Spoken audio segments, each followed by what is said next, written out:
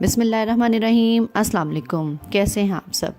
आज आपके लिए मैं लाई हूँ पोटैटो बाइट्स की रेसिपी, जिसे बनाना बहुत ही आसान है। तो चलिए शुरू करते हैं।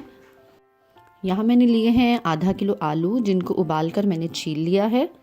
और अब इसे करूँगी मैं ग्रेट इस तरह से। आलूओं को कद्दूकश करने के बाद मैं इसमें शामिल करूँगी,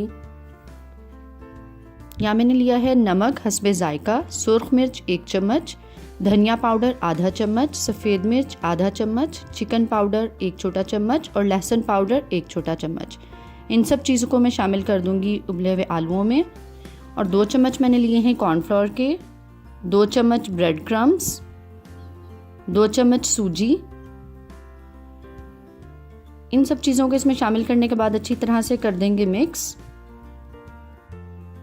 अच्छी तरह से मिक्स करने के बाद यहाँ हमें थोड़ी सी और ब्रेड क्रम्ब की ज़रूरत पड़ेगी, तो 3 चम्मच मैंने और ब्रेड क्रम्ब इसमें डाल दिए, क्योंकि हमें इसे एक डो की तरह बनाना है। फिर से हम इसे मिक्स करेंगे और इस तरह से मैं इसे बॉल से निकाल लूँगी। और बॉल से निकालने के बाद मैं इसे 2 हिस्सों में डिवाइड कर दूँगी।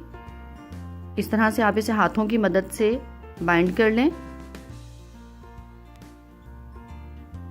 और हाथों से इस तरह से प्रेस कर करके आप इसे अपनी सरफेस पे फैला लें, ताकि हम इसे एक शेप दे सकें। आप चाहें तो हाथों की मदद से उठाकर तो छोटे छोटे बॉल्स या कोई भी शेप आप वैसे भी दे सकते हैं। मैं इस तरह से कर रही हूँ, क्योंकि इस तरह से काम जल्दी हो जाता है। ऐसे हम इसको नीच कर लेंगे, इसके एजेस को, और फिर इसे इस तरह से छोटे छोटे से कट लगाएंगे और इसे क्यूब्स की शक्ल दे देंगे।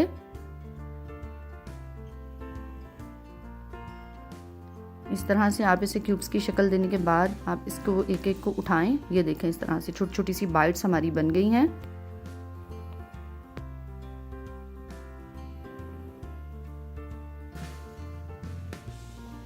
इन सबको उठा के अब हम इस तरह से रख देंगे।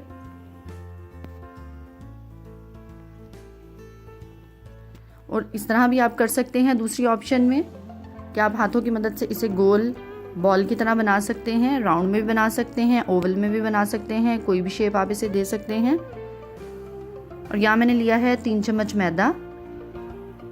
इसमें मैं शामिल करूँगी पानी तकरीबन आधा कप इसमें जाएगा, या इतना कि इसे पतला सा हमने पेस्ट बना लेना है।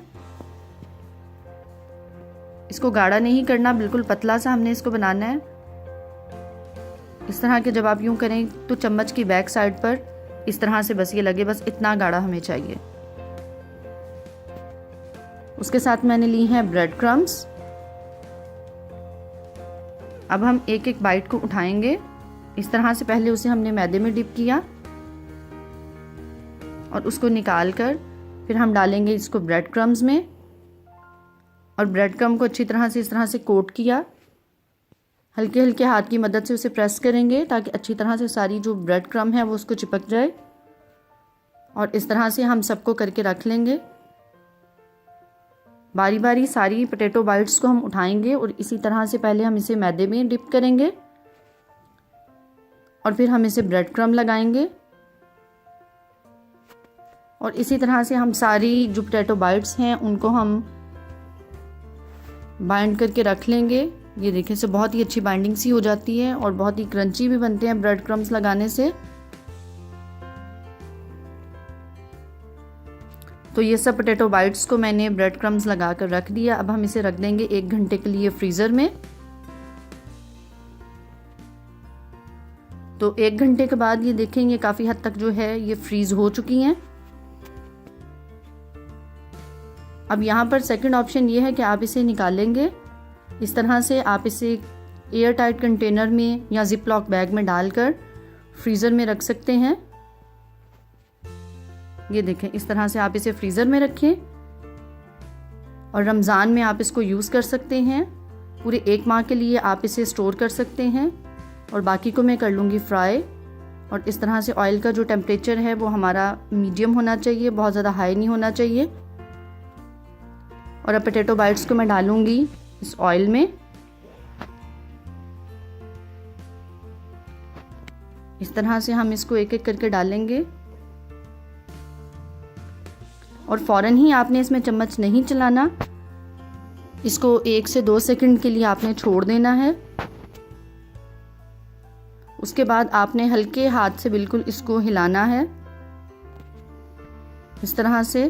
ये देखें, आंच मैंने बिल्कुल लो की हुई है।